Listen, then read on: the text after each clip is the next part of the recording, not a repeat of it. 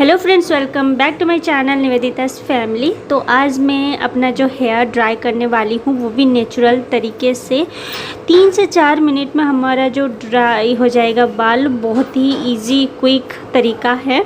आप इस तरह घर में ट्राई कीजिएगा बाल, और उसका रियल साउंड के साथ में डाली हूँ।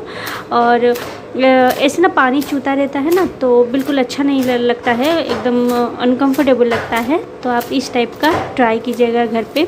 कॉटन कोई भी गमछा टाइप पतला सा लेना होगा। टॉवल से इतना अच्छे से नहीं होता है, जितना हमारा पतला होगा ना टॉवल तो उतना अच्छा होगा, जितना मोटा होगा हम उतना अच्छे से नहीं कर पाएंगे। और कॉटन होना चाहिए। बहुत ही जल्दी आपका बाल ड्राई हो जाएगा नेचुरल तरीके से। और पानी जो चूता है ना वो सच चुएगा भी नहीं। और ये देखिए, वीडियो को एंजॉय कीजिए, और वीडियो पसंद आए ना तो ज़्यादा से ज़्यादा शेयर कीजिए। और सब्सक्राइब नहीं किए हैं तो जल्दी से सब्सक्राइब कर दीजिएगा मेरे चैनल को।